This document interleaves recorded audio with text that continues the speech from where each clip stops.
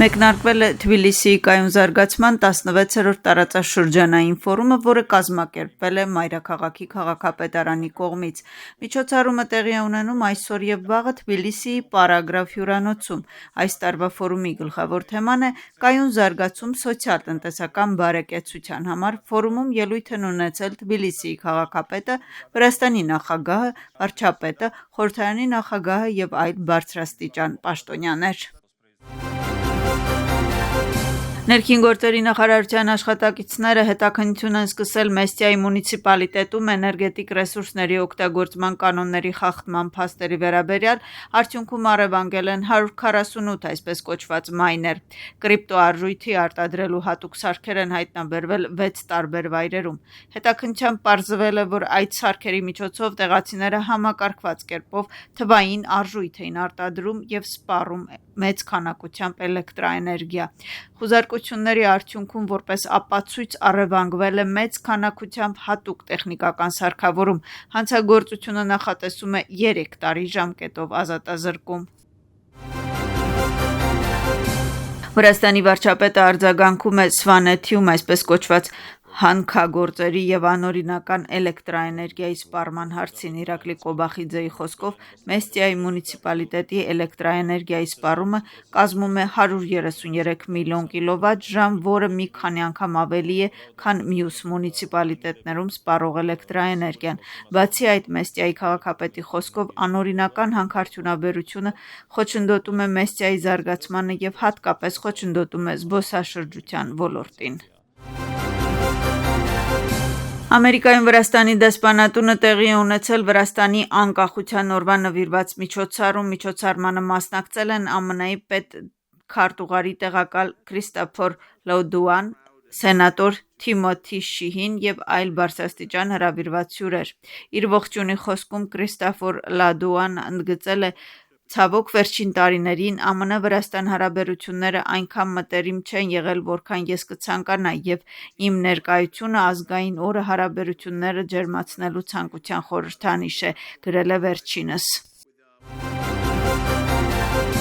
ԱՄՆ-ի պետքարտուղարի խոսքով Վրաստանի իշխանությունները որոշակի քայլեր են ձեռնարկել, որոնք վկայում են, որ նրանք ցանկանում են բարելավել հարաբերությունները ԱՄՆ-ի հետ։ Մարկո Ռոբիոն խոսել է Վրաստանի մասին Ներկայացուցիչների պալատի արտաքին հարաբերությունների հանձնաժողովի առջև իր ցուցմունքի ժամանակ, պատասխանելով կոնգրեսական Ջո Ուիլսի հարցին։ Նրա խոսքով Վրաստանի կառավարությանը բացատրվել է, թե ինչ է անհրաժեշտ անել հարաբերությունները բարելավելու համար, եւ Վրաստանի կառավարությունից ստացել են որոշ դրական արձագանքներ։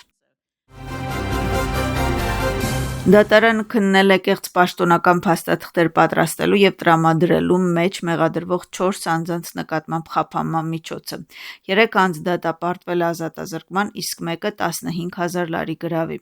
Մեղադրանքի համաձայն մեղադրյալները նախապես մշակված ծրագրի համաձայն պետք է որոնեին Ամերիկայում ապաստան փնտրող Վրաստանի քաղաքացիների եւ խոստանային նրանց ստեղծել ապաստան ստանալու համար անհրաժեշտ պատմություն, այսպես կոչված գործ, հավաքել ապացույցներ եւ առաջարկել աջակցել նրանց դատարանում։ Այսպես կոչված գործերում նրանք գրել են գոյություն չունեցող պատմություններ այն մասին, թե ինչպես են Վրաստանի քաղաքացիները հետապնդվել Վրաստանի տարածքում տարբեր պատճառներով, այդ թվում քաղաքական հայացքների կամ սեռական կողմնորոշման պատճառով։ Վրաստան ստարտափերի էկոհամակարգը ավելացել է Դելրումի գլոբալ քարտեզին։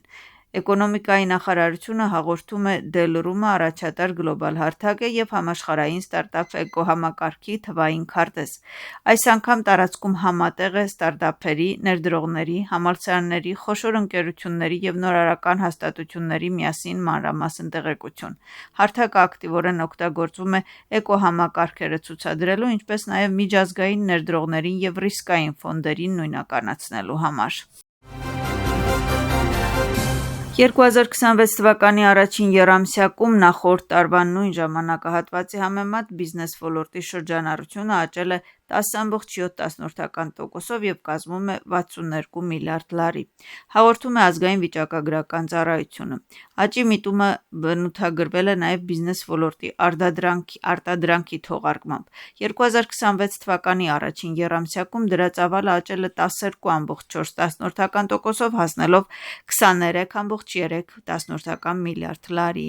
2026 թվականի առաջին եռամսյակում բիզնես ոլորտի շրջանառության 70.8%-ը բաժին է ընկել խոշոր բիզնեսին, 11.2%-ը միջին բիզնեսին եւ 18%-ը փոքր բիզնեսին։ Հիպերբնակչության կառավարման պետական ծրագրի արդյունավետ եւ համակարգված իրականացման նպատակով ազգային սննդի գործակալության պետի տեղակալ Ալեքսանդրե Զուրաբիշվիլին եւ անասնաբուժական վերահսկողության վարչության ներկայացուցիչները հանդիպել են Գուրիայի, Սամեգրելոյի եւ Իմերեթի շրջանների պետական եւ տեղական ինքնակառավարման մարմինների ներկայացուցիչների հետ։ Հանդիպումների նպատակն էր ապահովել ծրագրի շրջանակներում նախատեսված միջոցառումների անխափան իրականացումը եւ ամրապնդել միջգերատեսչական համագործակցությունը։ Հանդիպումների ընթացքում քննարկվել են տերերի կողմից կենդանիներին ստերիլիզացման եւ չիպավորման գործընթացի մեկնարկի հետ կապված կազմակերպչական հարցեր, ինչպես նաեւ ծրագրի արդյունավետ իրականացման համար անհրաժեշտ համագործակցության մեխանիզմները։